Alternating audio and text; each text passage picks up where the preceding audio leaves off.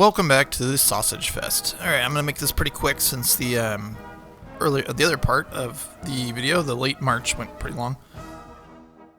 So it took me a while to do this turn because I was strongly considering attacking him in the Shenandoah. I mean, he's got 3 divisions here, none of which are all that impressive, except for, Porter's pretty good, but the other 2 guys aren't great. And then I know he's, got a couple divisions back here, but they're pretty weak in terms of leadership. So I was strongly considering making a pretty strong move up into the Shenandoah area. My only concern, again, he's got such a large stack here, he just reinforced it even further. And he actually has pretty good generals here. He's got Thomas, Reynolds, and Doubleday, and Meager. So, I would have to probably divide my force to make that happen. And I ultimately decided it wasn't worth it. So what I'm doing is I'm moving Jackson back behind the Rapidan River.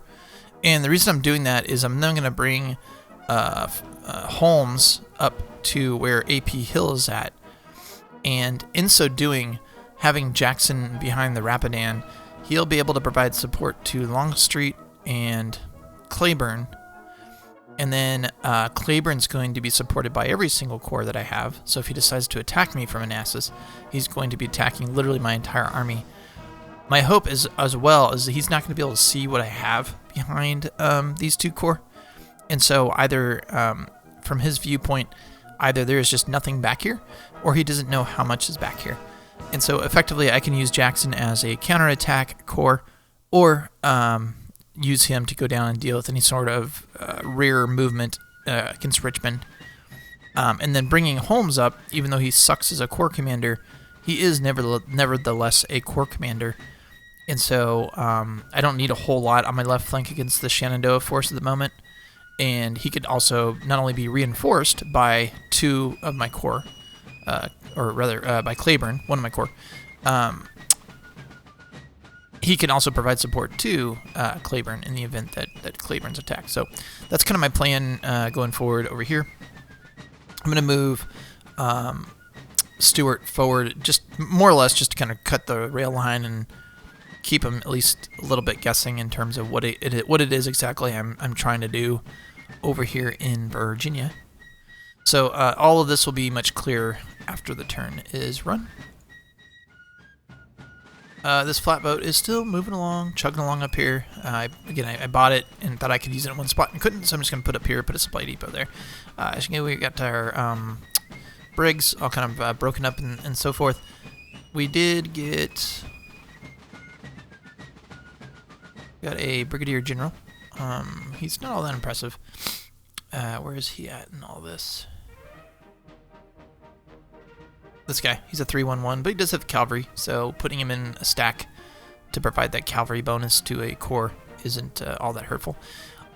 He is moving Meade, Hancock, and Schofield down. Now, they're all 1 stars, so I'm not sure what he's doing. What I am doing, though, is I'm shifting my corps around over here, so what I have is I'm going to have a corps in Nashville, a corps to the left, or to the west of Nashville, and then a corps directly behind Nashville, so kind of this nice little triangle where all 3 corps will be supporting each other.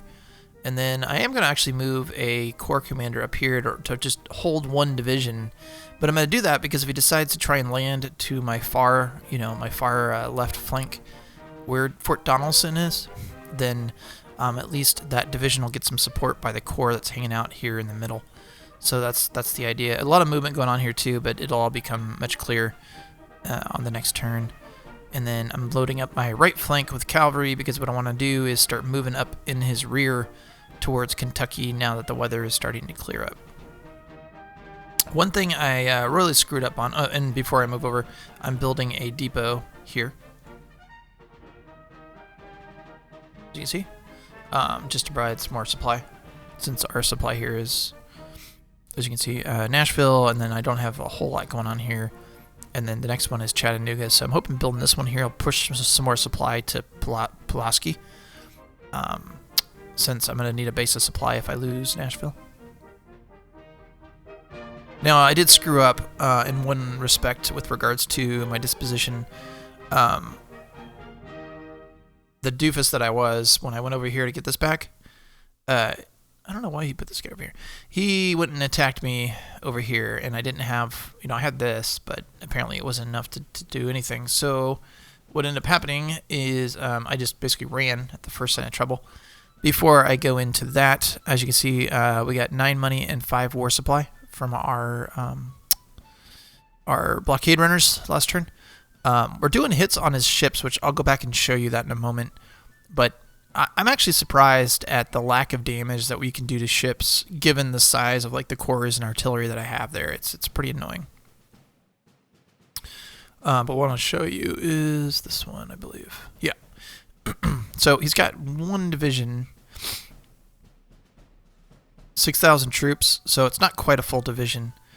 Then 2,000 cavalry.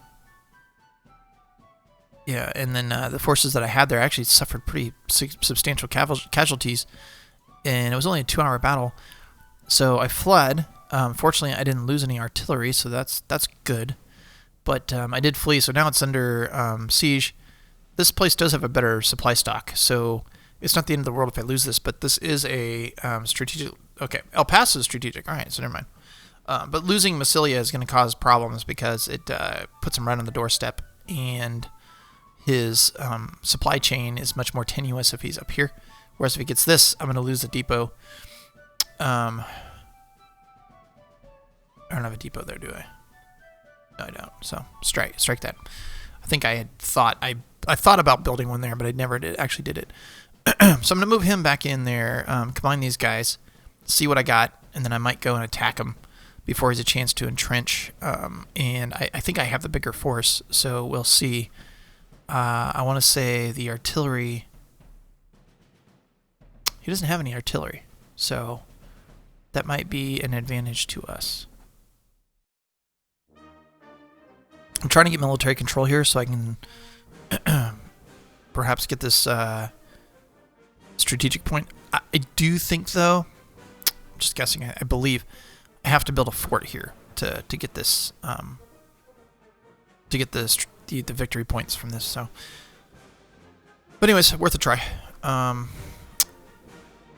then I just want to go back here and show you in terms of ship damage. So here's what he's got.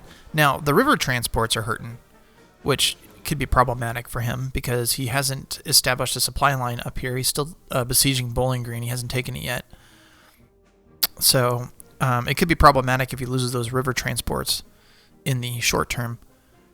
But notice the gunboats have taken some damage, but the riverclads and the timberclads doing pretty well considering how long they've been hanging out next to artillery getting bombarded. I mean, he's bombarded now about 3 turns by cores, and he's still holding up okay. So here's a good illustration of what you can do with your river fleet as the Union, notwithstanding a significantly sized Confederate force that you have to either float by or hang out right next to. Okay, so like I said, I'm going to try to keep this short. Let me just go over the builds right now. I haven't been building a lot because I've just been throwing in replacements here as best I can. So more militia, cavalry, line infantry, no artillery, and then rail pool. I can print money, but I'm holding off as long as possible because we got 10% inflation at the moment. Plus, we don't exactly have the conscripts to spend the money on it anyways. We do have the war supply for artillery, but I'm finding it difficult to figure out where to put my artillery. I don't have the money to build at the moment exclusively division artillery, but then at the same time I have enough war supply to build more artillery, but all my divisions now are full up. So really quick here, this is going to be, so I'm moving, he's a 2 defense, I'm moving him down, and then I'm going to bring 311 up and put that in there. That's why it's all broken up. And then Wharton, he's a 442. I'm bringing him down. Again, all this will be much clearer on the flip side of this turn. So with that, let's get to it. We are now in late April 1863, and it's going to be a bit clearer in terms of the disposition of my forces now that everything's been moved around. And per the usual, let's start in Virginia. As you can see, I now have this nice little diamond-shaped defense where this is going to be 2 divisions under Holmes here next turn. It'll be Evans, which is a 2-2 defense, and then who am I moving back here? Oh, that's right, Ewell. So Ewell will be the other division. So I'll have 2 divisions on the back end.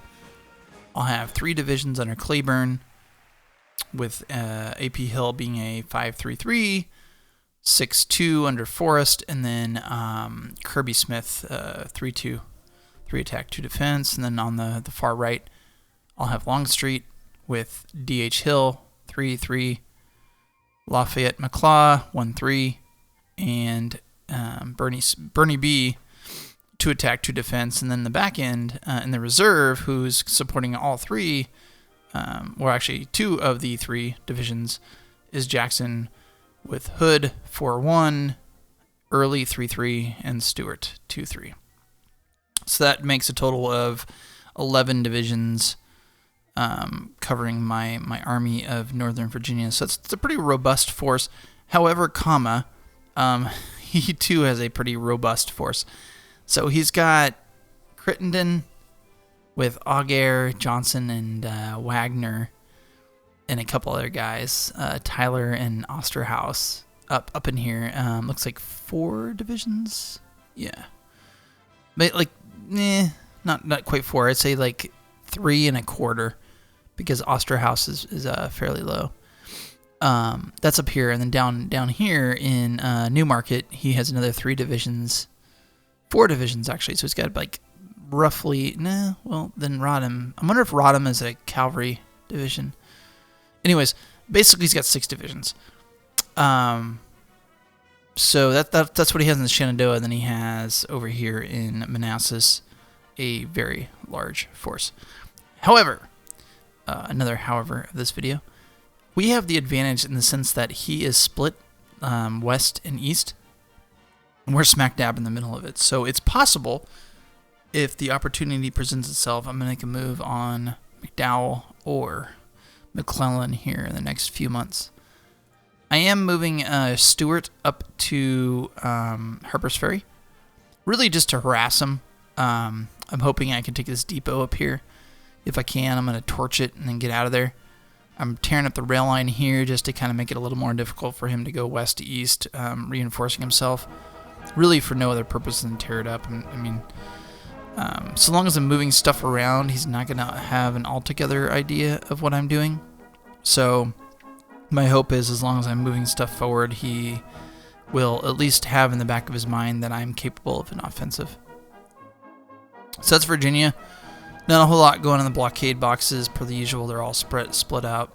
I am actually pretty pleased. It's April 63, and I want to say if we've lost any brigs, it's been like 1.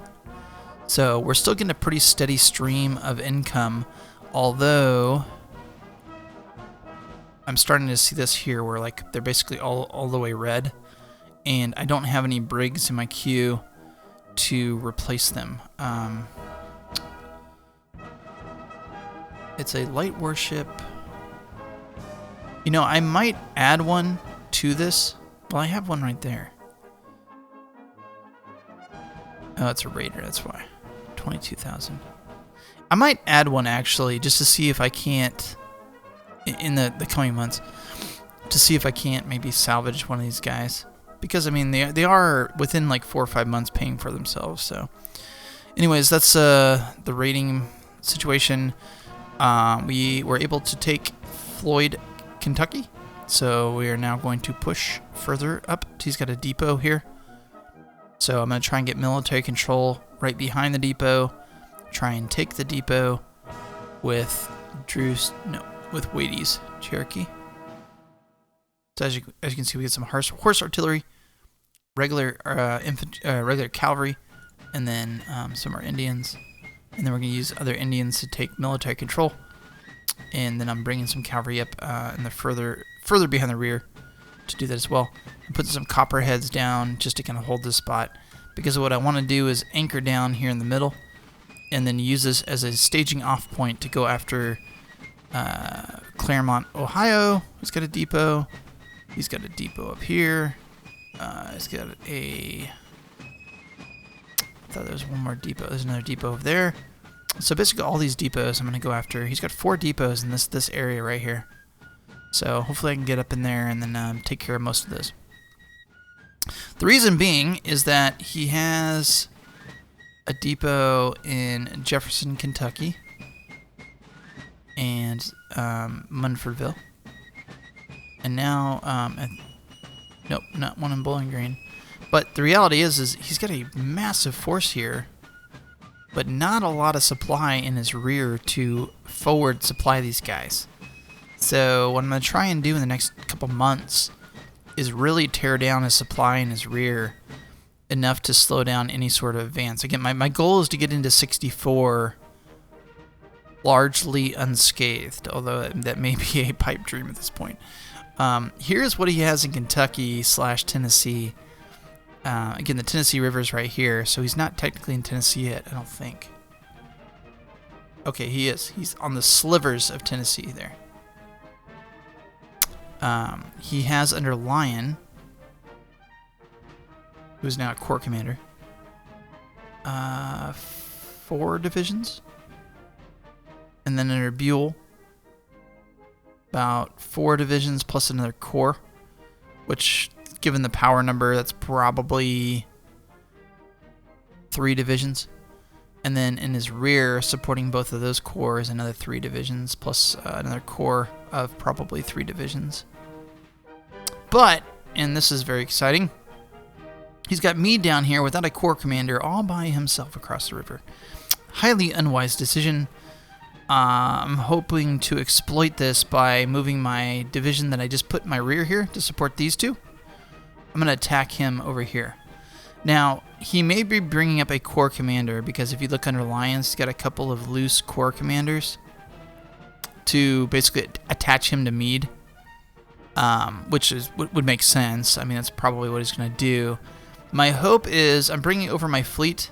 My hope is to inhibit any ability for him to make Meade a corps commander, let alone provide reinforcements from Lyon if he is able to attach a corps commander to Meade. Now, granted, he have to move the...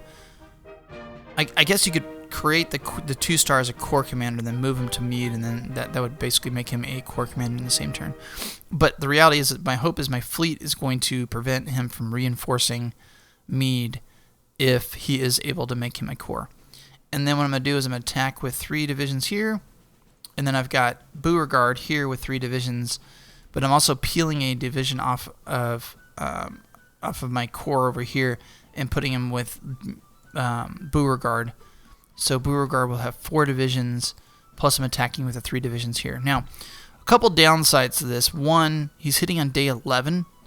So my rail line stops here. He's going to have to march into what is hilly terrain. So he's probably going to be a bit fatigued. Number 2, I don't have my best commanders in this corps. Now, he's a 4-2-2. He's a 4 attack, so that's really good, actually. And then he's a 2-2.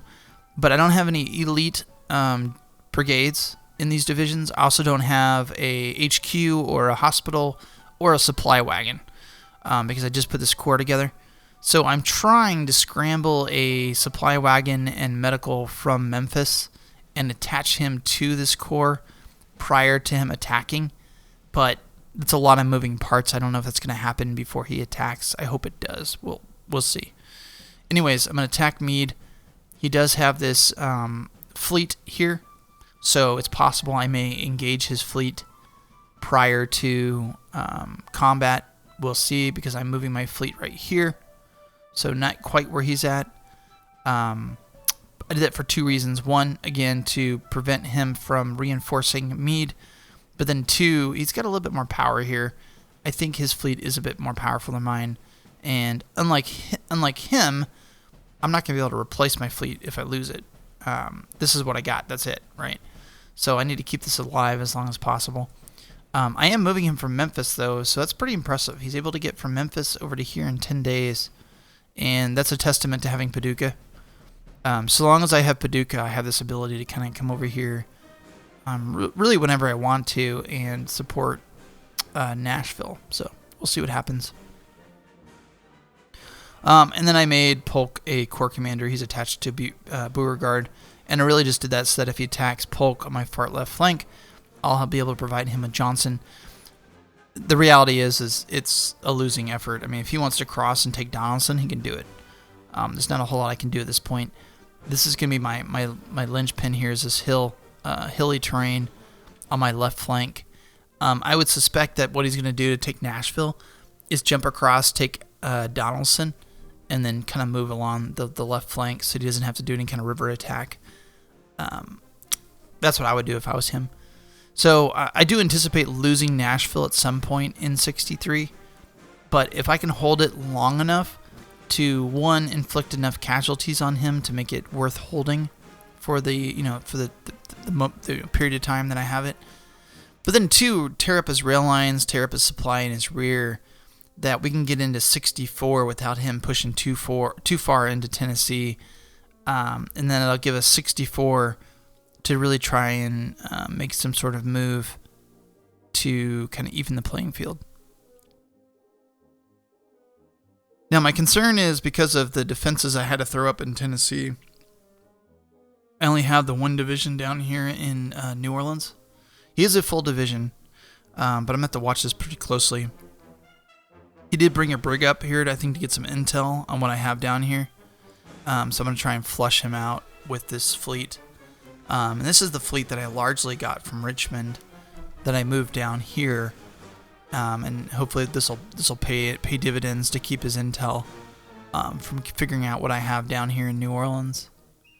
Memphis, I'm pretty stripped. Again, I have Taylor down here training up volunteers and militia. I don't have a whole lot in Memphis right now. My preference would be to have a full division, but right now I'm hurting. So I got 4 divisions here under Johnston, and that's really to kind of mirror what he has here. He's got about the same there. I would anticipate, though, he's not going to make any move on Memphis. Instead, he's going to focus all of his resources on trying to take Nashville and then push down the rail line towards Chattanooga. My far left flank in the west, not a whole lot going on. So as you can see here, I'm just going to hold this, try and get military control back. I can't see what he has here, so he must have a decent amount of cavalry. And then the far west, I'm going to attack him. If I recall correctly, when he attacked me here, he didn't have any artillery. So my hope is, with this force here, with the light cavalry and then the artillery, that'll be enough to push him out. We'll see. The things are not looking good over here, though. It looks like we're probably going to lose the far west. The reality is I could have put more resources over here, but I think the Mississippi's more important, and New Orleans is more important. So if I lose it, I lose it. So what? I would say El Paso is a strategic location, so I think it's worth 1 point a turn. How do I see that?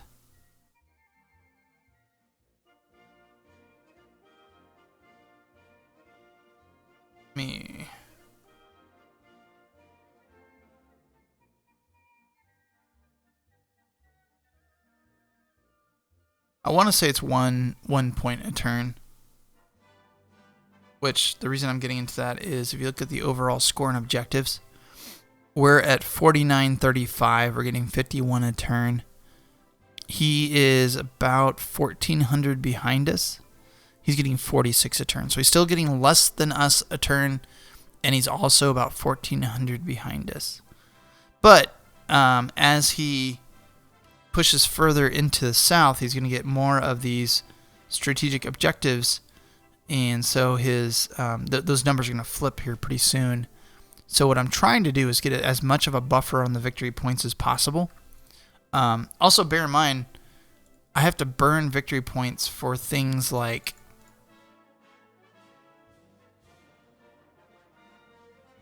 Where you at? I'm looking for plunder.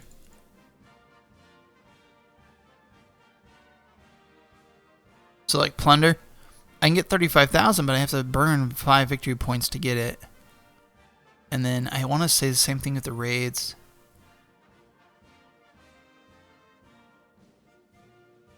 I should use a partisan ambush. I get the plus national morale. But anyways, so the plunder cards, which I'm going to use this year, do burn victory points. And one of the things I wanted to note before I conclude this portion of the video, before I run the turn, is what I should have done in 62 is more plunder, because you only get so many of these cards per year, and they don't stack. So I get 7 plunder cards for the year. If I used 2, which last year I don't even think I used any, maybe I used 1. They don't stack on top of itself, so you don't go into 63 or 13 plunder cards. Instead, you start off with 7. So I I wasted those cards. I should have used them. The money is very valuable for the Confederacy, as you can see, with me barely being able to build anything this turn because I don't have any money. And we can't build anything yet without money. Now, I could print more money, but we're already at, 10%? So I'm waiting for bonds to show up. But anyways, point being is, as a Confederacy, there's 2 ways to win the game: national morale or victory points. And you want to try and build up as many victory points as you can, so that if you're not able to win on national morale, by the time you hit January of 66, you were able to build enough of a buffer on the victory points that no matter how much territory and strategic locations the Union's able to take from you, you had a large enough buffer in, say, 63, like we're at, to sustain the flood of blue that's bound to happen here pretty soon. So let's run the turn, and I will be back.